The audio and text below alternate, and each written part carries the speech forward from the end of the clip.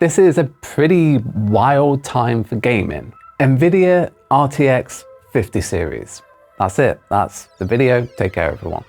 No, actually, is it weird that I'm immediately not fascinated by a big spec bump? And instead, what I'm thinking about is the Asus ROG Flow Z13 coming back. So let's talk about it. The ROG Flow Z13 is basically what you get when Microsoft Surface Pro gets a little busy in the bedroom with a gaming laptop. Asus took that to heart and they've gone back to the drawing board and they've come back with this thing. And after a couple of years in the oven, it's a gaming tablet 2-in-1 hybrid that doesn't have a dedicated GPU whatsoever. Instead, you've got the AMD Ryzen AI Max Plus 395. This is the top tier APU that's coming out of AMD. And as leaks have shown, it is graphically more capable than an RTX 4060 dedicated GPU. You're not going to have all of the heat dissipation problems with integrated graphics. Things stay a lot cooler. So your tablet's probably not going to sound like it's taking off every time you turn it on. On top of that, with the 70 watt-hour battery inside,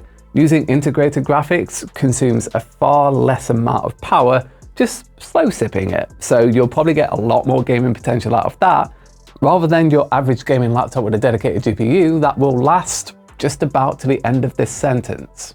And in terms of making the games look good, you've got that beautiful mini LED display up front with a QHD resolution, and it's got a 180 Hz refresh rate.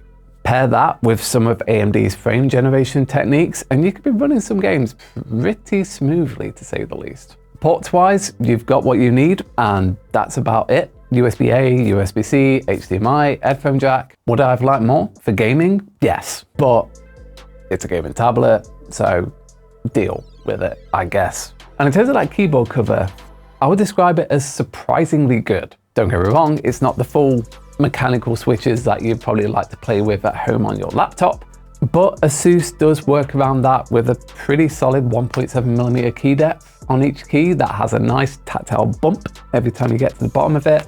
And there's little magnets so that it actually sticks to the bottom of the display, so you've got a nice angle.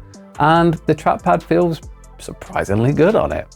And finally, top it off with what I would like to call just the tablet things. Namely, it does indeed have a 5-megapixel front-facing camera with Windows Hello infrared capabilities. It also has a 13-megapixel rear view camera, but please don't be that person that takes photos on their tablet. It was cringe 5 years ago and it's cringe now. And all of that is crammed into a CNC milled aluminium shell that comes in at just 1.2 kilograms or roughly 2.4 pounds, I think. And it is surprisingly sleek at 12mm thin.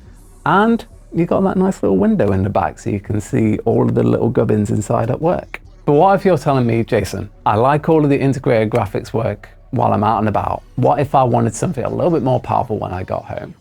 Good question. Let me tell you about the ROG XG mobile GPU, the next one from them. Because they've done this before. They're pretty pricey, don't get me wrong. You're probably looking at about $1,500 or more. What you get with it is Asus's first Thunderbolt connected external GPU. It doesn't actually just connect to the ROG Flow Z13. You could use it with anything. If you were feeling a bit mental, connect it to your Asus ZenBook A14. I mean, don't, but you could. So after my time going hands-on with it and after seeing what power it's truly capable of, this could be my favorite laptop of the show. Turns out it's a 2-in-1. But of course, let's hold on that, wait and see what happens after the review. Because my vibe that I'm getting from it at the moment is that this is the byproduct of Asus actually giving it more time in the oven. I think this is potentially going to be a more solid all-rounder in terms of gaming, in terms of performance, in terms of battery life. I'm really excited to get my hands on it, not gonna lie to you. But that's about enough from me. What do you think? Am I getting excited about all the wrong things by looking at the RTX 50 series and going, Go ahead and let me know in the comments. And if you want to see any more of our videos, the subscribe button is somewhere down there. And if you want to read more of our stuff, then head on over to tomsky.com. I've been Jason England, and I'll talk to you next time.